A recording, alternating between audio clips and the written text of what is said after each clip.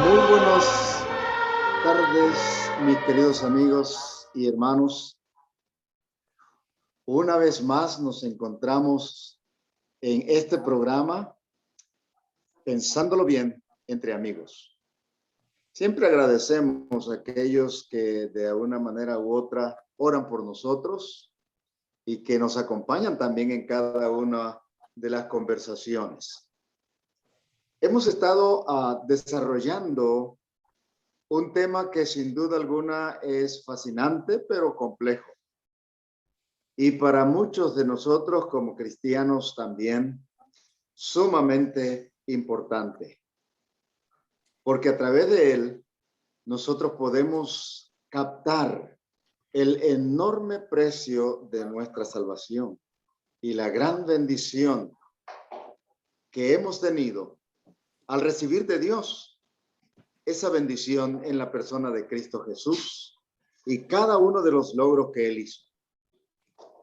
Estamos también abordando el aspecto del juicio y cómo para muchos esto parece ser noticias malas, pero tratamos de recalcar el hecho de que el juicio verdaderamente es en favor de los santos, como lo dice Daniel.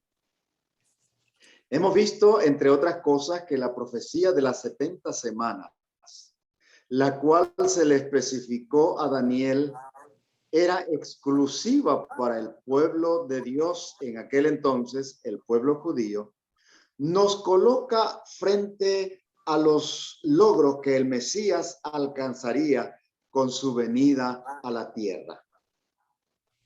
Y como siempre, para hablar un poco sobre esto, tenemos a nuestros colegas y compañeros de diálogo, el pastor Jorge García, a quien le decimos bienvenido, Pastor García. Muchas gracias, muy buenos días a todos. Y también tenemos a nuestro compañero, el pastor Eleazar de Gracia. Buenos días, Eleazar, ¿cómo amanece? Muy buenos días a todos. Buenos días a todos. Muy bien. Estamos listos entonces para tratar de completar algo que en el tema pasado no alcanzamos a tratar y que debimos haber tratado también. Tiene que ver con Daniel capítulo 9 y el versículo 24. Daniel capítulo 9, versículo 24, contiene una serie de declaraciones que marcan los acontecimientos que iban a ocurrir en la vida del Mesías, o vamos a decir también los objetivos que el Mesías debía alcanzar o tenía propuestos en su primera venida aquí a la tierra. Vamos a leer ese texto, aunque ya lo hemos leído varias veces. No sé si alguno de ustedes quiera leerlo. Lo tengo aquí en la versión de la Reina Valera de 1960 y dice de esta manera: 70 semanas están determinadas sobre tu pueblo y sobre tu santa ciudad para terminar la prevaricación y poner fin al pecado y expiar la iniquidad, para traer la justicia perdurable y sellar la visión y la profecía y ungir al santo de los santos. Muy bien. Si vemos cada uno de esos ahí en la pantalla, nos damos cuenta que son básicamente 6 objetivos los que el Mesías traería para alcanzar con su primera venida. Estos 6 objetivos son, primero, terminar la prevaricación. Segundo, poner fin al pecado. Tercero, expiar la iniquidad. Y luego dice, para traer justicia perdurable, sellar la visión y la profecía y ungir al santo de los santos. Muy interesante cada uno de estos objetivos, ¿no es cierto? Y a primera vista pareciera que fueran los mismos, ¿no es cierto? Sí. Sin embargo, podemos preguntarnos entonces, ¿qué importancia tienen los objetivos aquí presentados que debían ser alcanzados por el Mesías en su primera venida? ¿Qué importancia tienen esos objetivos del Mesías con relación al plan de salvación y lo que significan básicamente para nosotros? ¿Qué podrían decirme con relación a esa pregunta? Bueno, yo podría decir que la importancia de estos 6 aspectos que están propuestos en Daniel 9:24 es en el sentido de que esto forma parte integral del contenido de la respuesta que da el ángel a la pregunta que se formula en Daniel 8:14 cuando dice ¿hasta cuándo? ¿Hasta cuándo? Y la respuesta es hasta 2300 días de mañana y tarde, y el santuario será purificado. En otras palabras, cuando el versículo dice 70 semanas están determinadas, es decir, están cortadas, están decretadas, están asignadas, tienen que ver específicamente con el pueblo de Israel.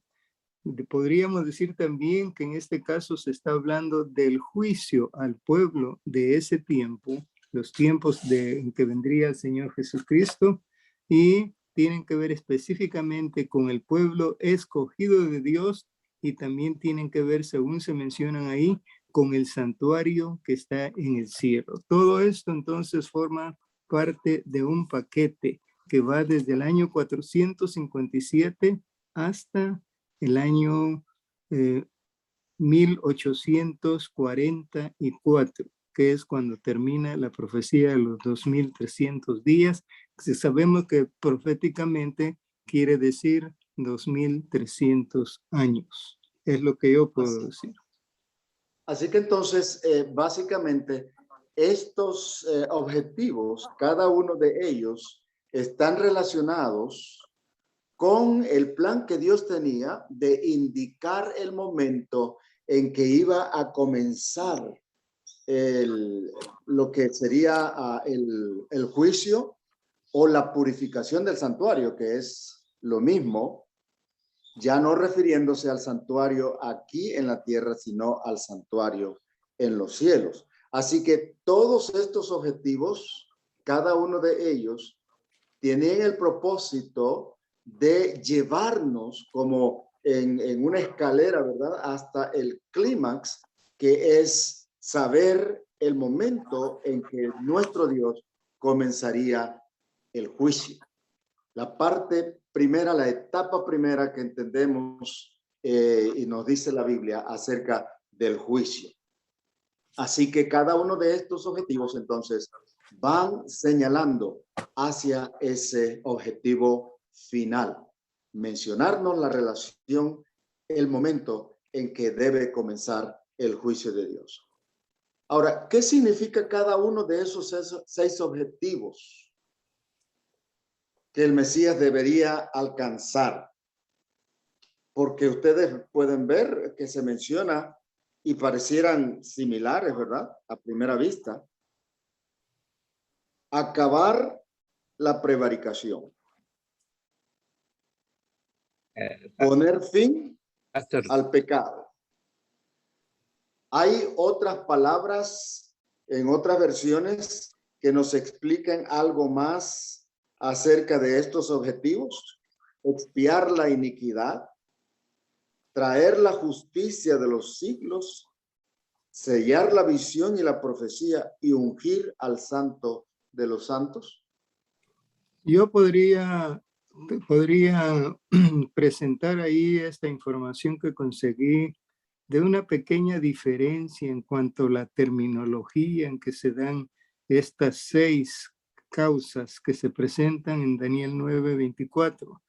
Dice la versión Nueva Traducción Viviente, no usa la palabra prevaricación, sino que usa la palabra rebelión, tal vez para hacerlo más fácil de comprender de parte de nuestra audiencia. Muy bien, entonces tiene que ver con finalmente la exterminación del pecado, la rebelión original del hombre contra Dios, la rebelión inicial de los ángeles contra Dios, porque todo eso abarca la rebelión, ¿no, Eleazar? Sí, claro. Ok. Eh, ¿Qué ibas a hacer? Sí, aquí tenemos un panorama, lo que estamos mirando aquí es un panorama muy amplio que abarca desde el comienzo de la rebelión en el cielo hasta que el juicio pone fin a la rebelión. Así que tenemos el panorama completo, es que Dios está propuesto a terminar, como dice allí, para acabar la prevaricación, y esta palabra muy aclaratoria, la que el pastor acaba de mencionar, y es la palabra rebelión. Es interesante que en la Biblia la rebelión, en los pecados que se cometen, para todos hay perdón, pero cuando llega rebelión quiere decir que ya no tiene perdón. Y eso es solamente en el juicio. En el juicio se determinan los casos para vida o para muerte. Así que es importantísimo que está diciendo que esto está pasando aquí, va a terminar de una vez por todas con la rebelión, tanto de Satanás con Dios como de también los seres humanos. Así que mira qué interesante al hablar de eso, ¿verdad? El término rebelión, entonces, posiblemente se refiere al inicio de esa rebelión con Satanás, ¿no es cierto? Y luego esa rebelión de Satanás trae como consecuencia el pecado del hombre contra Dios. Y también me hace pensar, entonces, que Dios no solamente va a terminar con lo que Satanás inició, sino que también el Mesías debía poner, por así decirlo, fin a la impotencia del hombre para vencer el pecado también. Así que posiblemente el hecho de que se menciona por un lado rebelión y por el otro lado el pecado, podría ser que se esté refiriendo entonces a dos cosas, aunque son iguales o semejantes, pero las divide con la rebelión del Satanás que empezó en el cielo y luego el resultado que hace en el hombre, pecar contra Dios. Y al final, algunos de los hombres rebelarse también contra Dios. Por eso, tanto la rebelión de Satanás como el pecado y la rebelión de los hombres debe ser terminado y alcanzado por la primera venida del Mesías. ¿Qué piensas de eso? Bueno, yo estoy pensando, siguiendo la línea de pensamiento que nos dejaste ahora mismo, y es que la manera en que el cielo pone fin a la rebelión, y toda rebelión es pecado, por lo tanto, al hablar de poner fin a la rebelión, está poniendo fin al pecado. La única manera era aquella a la cual apuntaban todos los sacrificios que se hacían en el templo en Jerusalén. Y por lo tanto, este versículo nos está hablando de que hay un momento en que el Señor Jesucristo tiene que ir a la cruz del Calvario. tiene que derramar su sangre allí, tiene que entregar su vida, y es la única manera en que el pecado puede ser erradicado de una vez por todas. Eso es lo que se logra, y la rebelión entonces, aunque se da todavía en la vida de los hombres actualmente, tiene ya un destino, diríamos, cumplido. Vamos a decirlo así, aunque todavía eso está en el futuro. Pero ya sabemos que el pecado ha sido derrotado. Fue derrotado en la cruz del Calvario. La rebelión, aunque todavía sigue manifestándose en la vida de los seres humanos de la actualidad, y lo era también en la vida del pueblo de Israel para los tiempos en que fue dada la profecía y los tiempos en que se cumplió parte de esa profecía en la cruz del Calvario.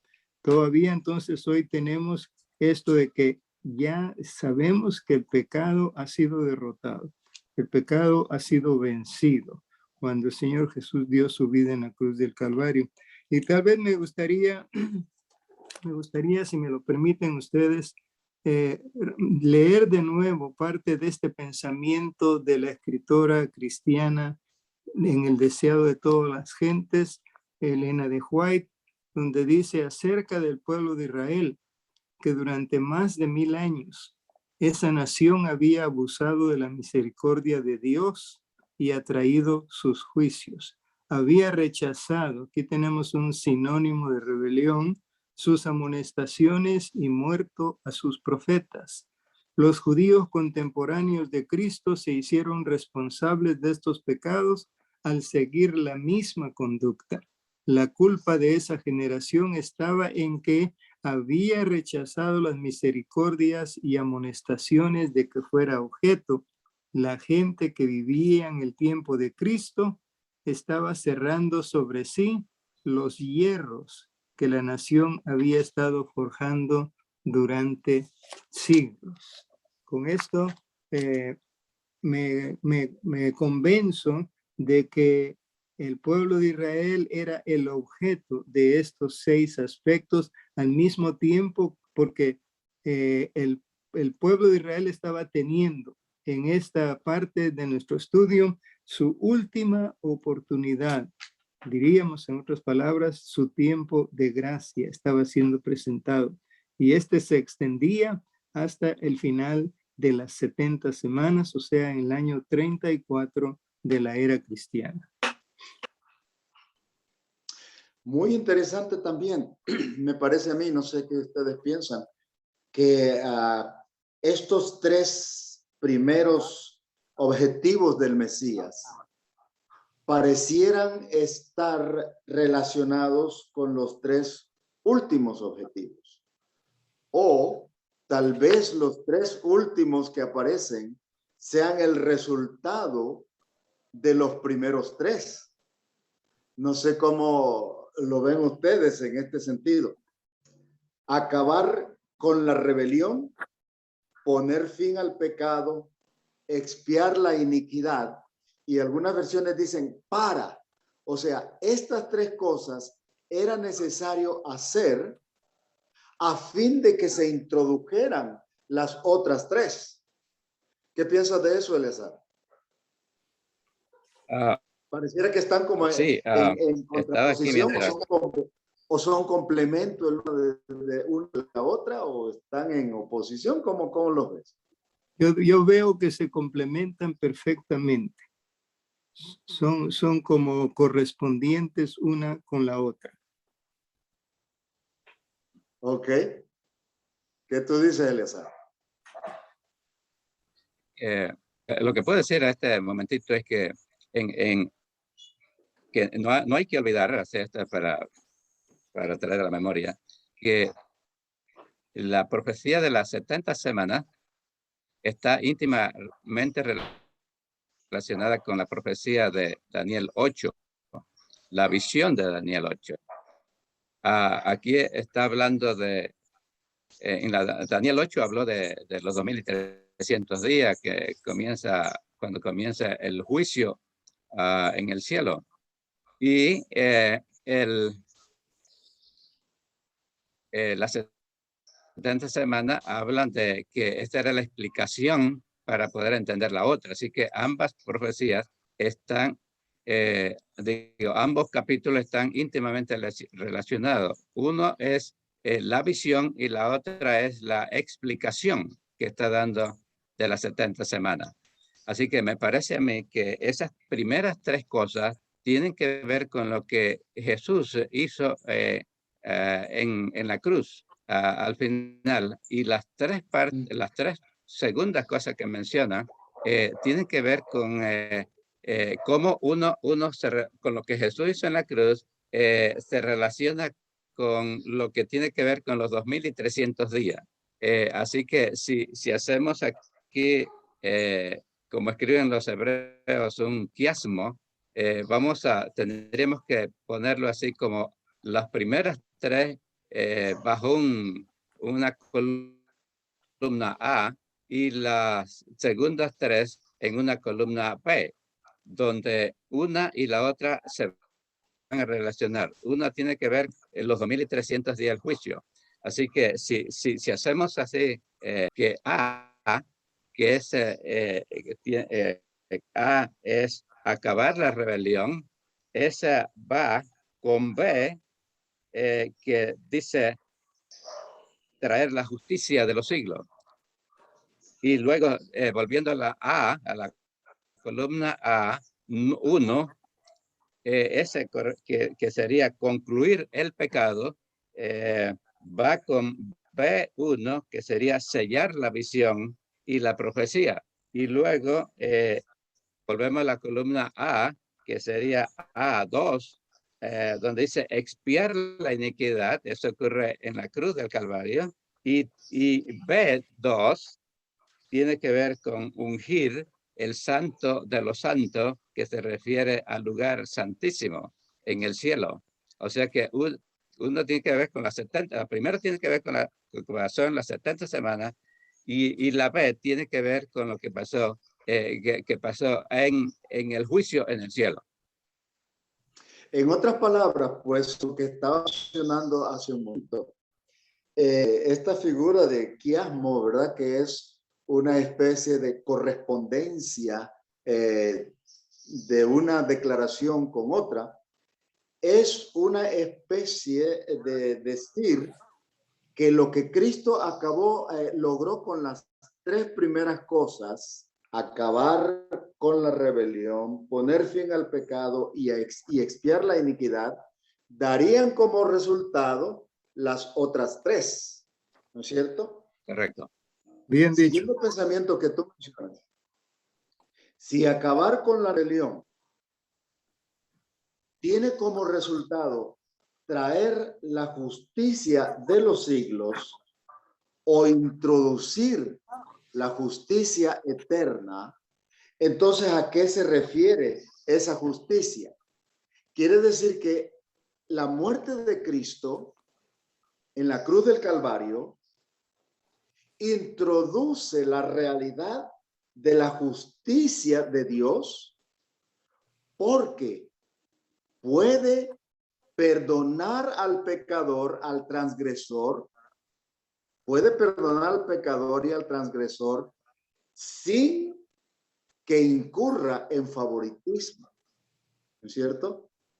Porque Cristo lleva sobre sí nuestros pecados, toma sobre sí nuestros pecados, y entonces, por el hecho de que Él pagó por mi culpa, tiene el derecho de declararme a mí perdonado. ¿Estaría bien esa línea de pensamiento, les parece? Yo creo que sí.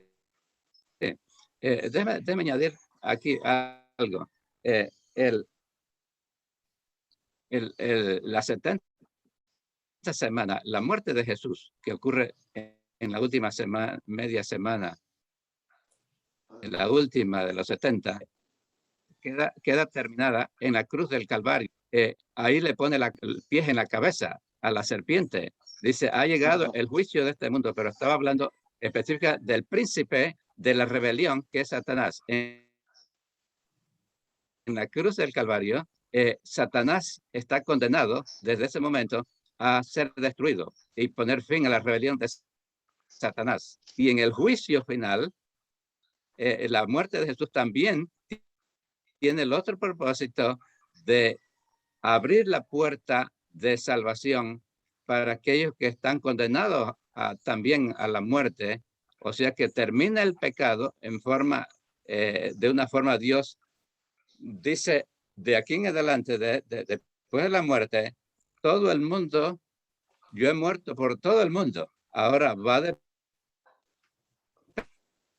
depender ahora de los individuos si aceptan la muerte de Cristo. Abre la puerta para los que vivieron antes de la cruz y se cubrieron con la sangre del Cordero. Por eso presentaban el Cordero como una evidencia de fe en lo que iba a ocurrir con el Cordero verdadero, que era el Señor. Pero al mismo tiempo, la muerte de Jesús termina con la rebelión de Satanás. El juicio y al final la ejecución viene adelante, pero Satanás está condenado en la muerte de Jesús. Perfecto. Entonces, cuando Juan dice así, ahora el príncipe de este mundo será juzgado y es echado fuera, se refiere al hecho de que la cruz de Cristo Jesús termina con el dominio del pecado y la esperanza de las consecuencias del pecado en la vida del hombre. Qué lindo pensamiento, ¿no es cierto? Y qué profundo, yo diría, este pensamiento también. Así que esa primera parte, acabar con la rebelión, trae como resultado la introducción a la justicia eterna, el reconocimiento de que Dios es justo. ¿Te parece? Amén. Perfecto. Ahora, poner fin al pecado, tú dijiste, tiene que ver con o está relacionado con la otra parte del texto que dice sellar la visión y la profecía.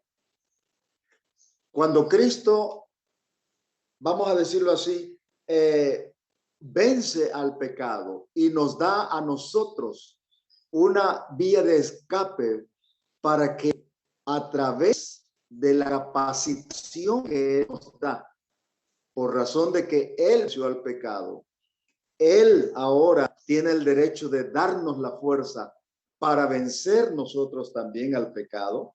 En ese sentido es que se sella la visión y la profecía. Es decir, la muerte de Cristo, al ponerle fin al pecado, autentica la veracidad de la profecía bíblica de lo que Él vendría a hacer a este mundo. Cristo Jesús, con su muerte en la cruz del Calvario, indica claramente que sus declaraciones, sus promesas, sus ofertas hechas allá en el jardín del Edén son realidad. Y la profecía de que el Mesías vendría para darnos salvación, bendición, vida eterna, esperanza de salvación y la certeza de un mundo mejor, aquí queda de una vez por todas autenticada, sellada. Cristo la cumplió. Así que en ese sentido, sellar la visión, no solamente darle autenticidad, sino también darla por terminada, cumplida la promesa hecha en el jardín del Edén a nuestros primeros padres. A mí me parece cuando se comparan de esa manera esas declaraciones, me parece la revelación más amplia del amor de Dios para cada uno de nosotros. Hay una correlación, ¿verdad? Una correlación extraordinaria en lo que se está haciendo. Esto y acá lo otro de la parte B. O sea que hay una correlación extraordinaria entre las tres primeras cosas Y lo que dice las tres segundas cosas, una correlación exacta de una profecía de las 70 semanas y lo que esto representa en la 2300 días en el juicio. O sea que hay una corresponde con la otra. En otras palabras, Eleazar, lo que Cristo alcanzaría en el periodo de los 490 años, las 70 semanas, que se le dio como oportunidad al pueblo, lo que él lograba allí se iba a repercutir o se iba a mostrar en lo que él haría en el juicio. Es eso lo que estamos aquí presentando. ¿Está bien? Sí, claro. Ok, entonces, la última parte o el tercer objetivo de los tres primeros que se mencionan en Daniel 9:24, creo yo que en base al pensamiento que estamos viendo, es sin duda alguna sumamente importante, porque dice expiar la iniquidad. Expiar la iniquidad. Esa palabra expiar ya nos pone en relación con lo que se hacía en el santuario aquí en la tierra para entender lo que Cristo haría o hizo en el santuario allá en los cielos después de su ascensión. ¿Podría explicar un poquito para alguien que es nuevo qué significa expiación? En otras palabras, Sí. ¿qué es expiación? Ok, la expiación era básicamente, daba la idea de quitar, borrar el pecado, la transgresión de alguien, ¿no es cierto?, a través de la acción de otro. Es una sustitución básicamente que quita la culpa de alguien. Ajá. A ver.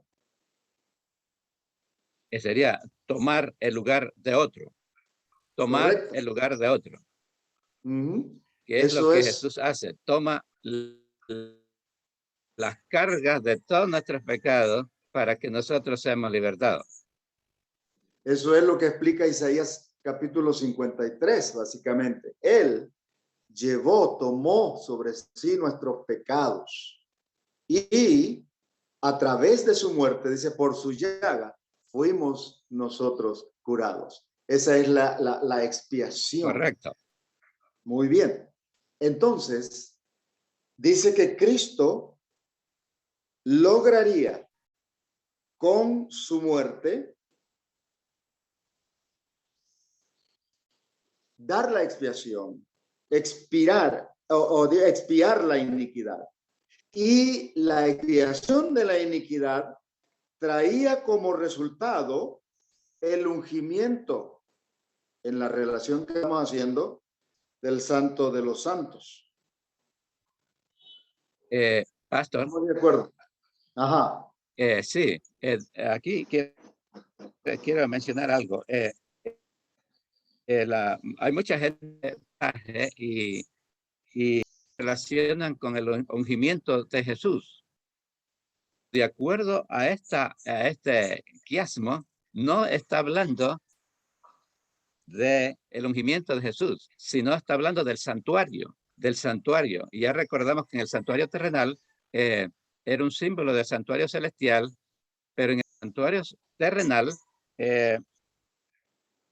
habían dos lugares en la tienda, en el santuario, y uno era el lugar santo y el otro era el lugar santísimo. Entonces en el lugar santo era donde se hacían los sacrificios por todo el año excepto el último.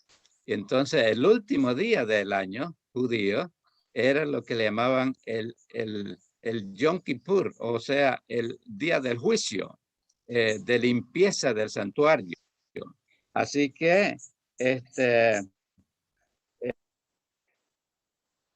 y se refiere que expiando la iniquidad, cuando Jesús tomó el lugar, entrar del lugar santo al lugar santísimo. Así que está hablando, y eso se hacía al final del año, y es lo que comienza después de los 1844. O sea, cuando la profecía de los 1300 días da lugar a que comience entonces esa purificación del santuario en el lugar santísimo.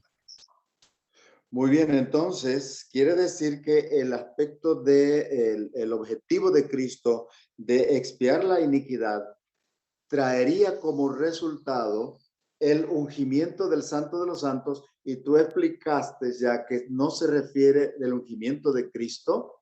Este ocurrió en ocasión de su bautismo, por supuesto, el año 27, dentro de la profecía de las 70 semanas, pero se refiere al derecho, vamos a decir así, que Cristo tenía, al derecho doble o triple que Cristo gana con su muerte para ser nuestro sacerdote, nuestro intercesor, nuestro abogado, ser también nuestro sumo sacerdote y al final nuestro juez.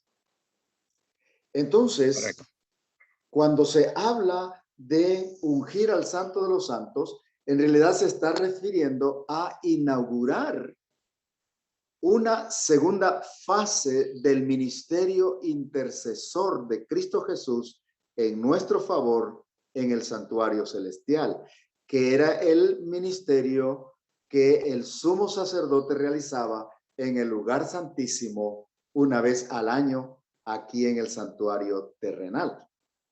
Pero ahora, esto nos indica que desde que Cristo murió en la cruz del Calvario, ya no tenemos que ser vencidos por el pecado. Cristo nos dio la capacidad, la fuerza y la puerta de escape para que el pecado nos venza. Si acudimos a Él de todo corazón, Él nos da la fuerza para no ser dominados por el pecado, porque Él lo venció en la cruz. Así que su victoria, cuando creemos en Jesús, llega a ser nuestra victoria. Por eso Él acabó con la rebelión, pone fin al pecado, y como resultado de estas dos cosas, muestra la justicia de Dios al darnos perdón, y además cumple su promesa, sella la visión y la profecía que había sido dada. Pero con el asunto de expiar la iniquidad, el Señor Jesús comienza su actuación como nuestro sumo sacerdote, la purificación del santuario en el cielo, que tiene que ver, como tú dijiste hace un rato, con el perdón de nuestros pecados definitivo y darnos, vamos a decir así, la oportunidad de poder formar parte de los redimidos. Cristo, con este proceso del juicio que comenzó, y juicio, llamamos juicio investigador. La Biblia no da ese término, pero lo llamamos juicio investigador o juicio antes del milenario, con el propósito de entender que Cristo está en este momento justificando la salvación que les dará a los que han creído en su nombre. ¿Estamos de acuerdo con eso? Sí, estamos de acuerdo. Estamos de acuerdo. Ok, entonces, cuando leemos estas declaraciones del capítulo 9, versículo 24, nos damos cuenta que Cristo Jesús, con su obra, con su venida primera en esta tierra, no solamente viene a darnos la puerta de salida, sino que Él cumple su promesa de ser el que vendría a aplastar la cabeza de la serpiente. Y esto, sin duda alguna, son buenas noticias. Por esa razón, para el creyente, para el que ha aceptado a Jesús como su Salvador personal, entiendo yo, el juicio son buenas nuevas. El juicio son Para el que buenas no lo ha nuevas. aceptado, Para el que no es lo ha mala nueva. aceptado, son muy malas noticias porque Cristo vino finalmente a ponerle fin al pecado y a destruir, a ganar el derecho de destruir no solo al que inició la rebelión, que es Satanás, sino a los que persisten con él en una rebelión abierta contra Dios y no lo aceptan como su Dios, como el que tiene el derecho de dirigir sus vidas. Así que simplemente la profecía de las 70 semanas y la profecía de los 2300 días, podríamos decir, son dos fases que muestran la obra que Jesús, el alcance de la obra que Jesús haría con su muerte en la cruz del Calvario.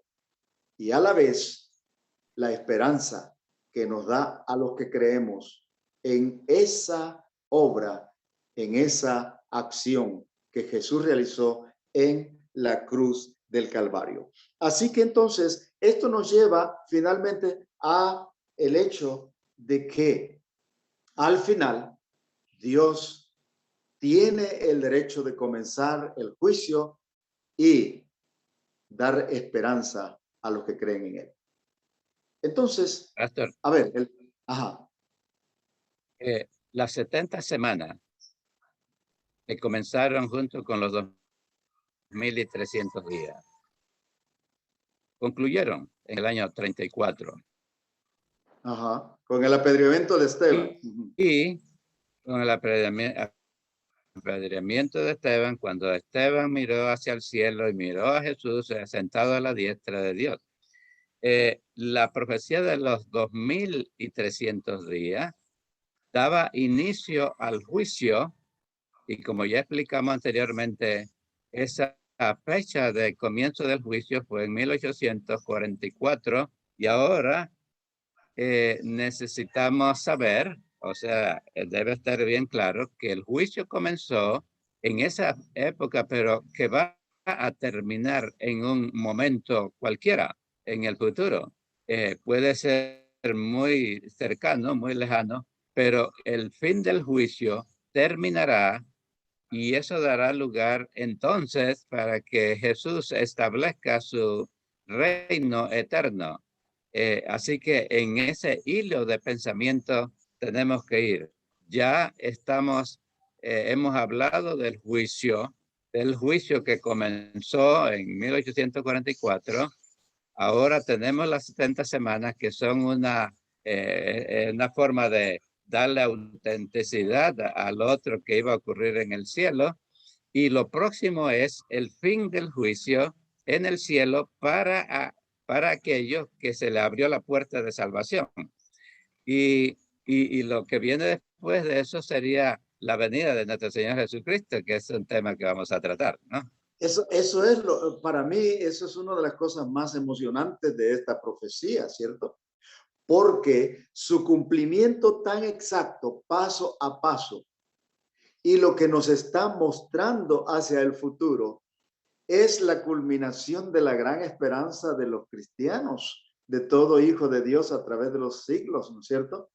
Que Cristo venga a reinar como Rey de Reyes y Señor de Señores, que esa tierra nueva con justicia, con paz, con esperanza, al final va a ser una realidad. Y eso es lo que va a traer la segunda venida de Cristo. Así que el hecho de que hay un juicio nos lleva a la preciosa verdad de que el propósito del juicio es mostrar sin lugar a dudas del por qué los que van a ser salvos tienen el derecho dado por Cristo, que es el único que tiene el derecho de decidir como juez quién va y quién no va, para heredar el reino de los cielos.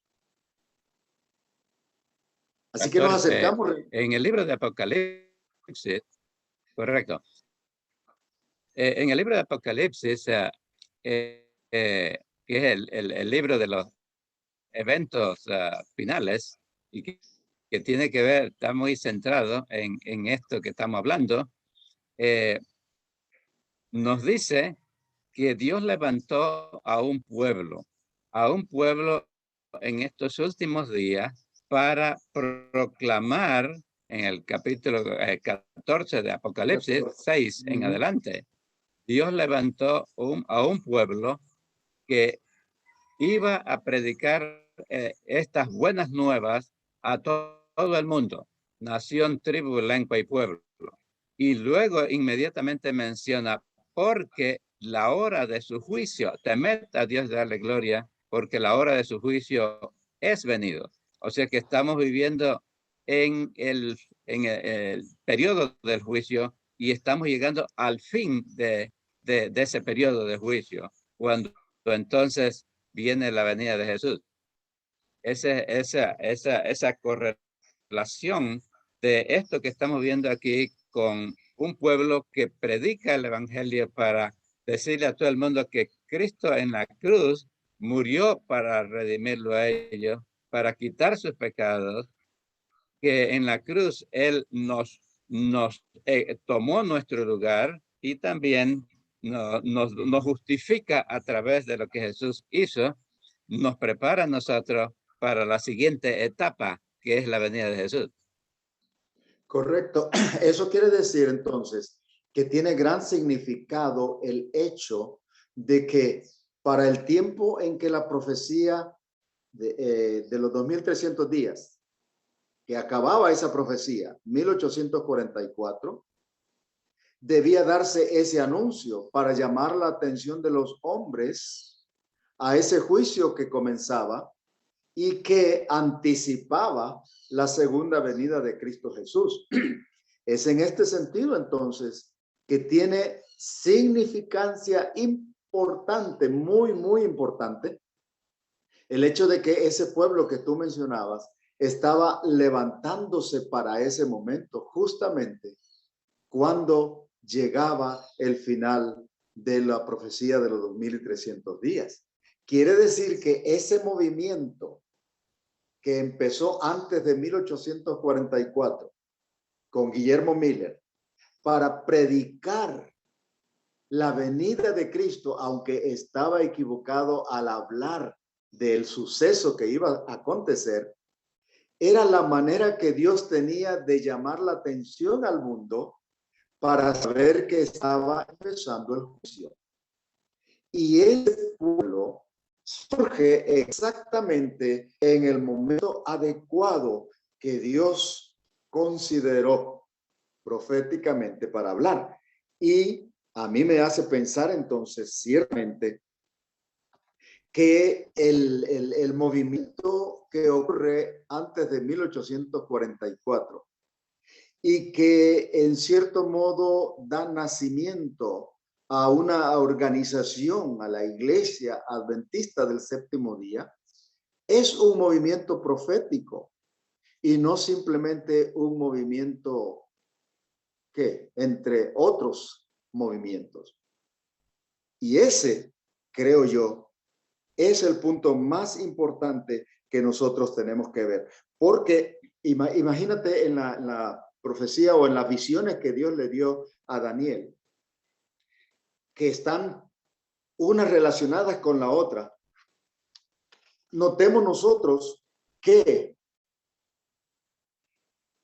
esta explicación de los 2300 días y la purificación del santuario se da con relación a la visión del capítulo 7 de las bestias, ¿recuerda, verdad? Las 4 bestias, sí. Los 4 grandes imperios. Y dice que estos imperios, después que cada uno de ellos tuviera su tiempo de dominio, en el 4º imperio, que en la sucesión de imperios, de acuerdo a la historia, sería Roma, era Babilonia, Medo-Persia, Grecia, Roma. En el 4º imperio, que era Roma, no habría otro imperio en el mundo, sino que este 4º imperio se iba a dividir, una división de ese imperio en 10 reinos menores. Y después de esa división, vendría entonces un cuerno pequeño, otro reino diferente, que perseguiría al pueblo de Dios por 1260 días. Y esa es otra profecía, 1260 días. Y es interesante que esos 1260 días, años, terminaron en 1798, ¿no es cierto? Cuando finalmente se da la liberación de esa persecución. Y esto anticipa también mucho la realidad de la predicación del evangelio a todo el mundo. Así que entonces vemos nosotros que en el orden de estos imperios que vendrían, Dios dice, después de que haya persecución del pueblo de Dios y cuando termine la persecución del pueblo de Dios, entonces viene esta profecía de un pueblo que predica la verdad del juicio y por ende la cercanía de la segunda venida de nuestro Señor Jesucristo. Así que estas profecías todas están relacionadas una con otra y nos ayudan a confirmar nuestra fe en que la Biblia y sus declaraciones proféticas son una realidad. ¿Algún pensamiento final Amén. con relación a esto, pastor? Yo diría, vivimos nosotros en tiempos muy especiales, quizás como nadie lo vivió en el pasado, porque estamos a un paso del reino. O sea, todas las profecías apuntan al final de este mundo, pero el comienzo del reino de Dios que será eterno.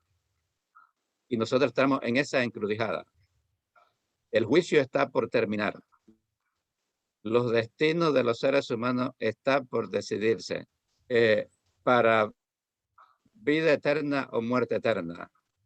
Y una vez decidido eso, aparecerá en el cielo Jesús para cumplir su promesa que hizo desde el comienzo del mundo, de darnos redención por su sangre y que vayamos a vivir con él al cielo. Así que yo pienso que todo lo que hemos estudiado tiene el propósito de preparar a un pueblo que es salvado gratuitamente, pero por amor a Jesús es un pueblo que obedece sus mandamientos, todos sus mandamientos. Y cuando el Señor venga, Él va a señalar que aquí está un pueblo que tiene paciencia, la paciencia de los santos, que tiene la fe de Jesús y que guarda sus mandamientos. Eso es el pueblo que Dios está preparando.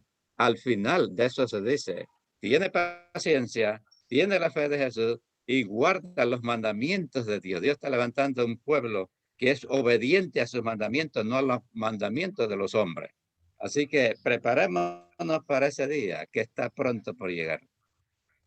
Amén. Así que, queridos amigos, y especialmente si hay algunos de nuestros hermanos en la denominación, recordemos que tenemos un objetivo. Dios nos ha llamado para presentar esta verdad y debemos hacerlo porque es la verdad presente y porque a través de ella podemos dar esperanza a los que no la tienen y nosotros mismos confirmar nuestra esperanza en la venida de Jesús. Que Dios les bendiga. Y no olviden, por favor, compartir este audio con sus amigos, familiares y hermanos.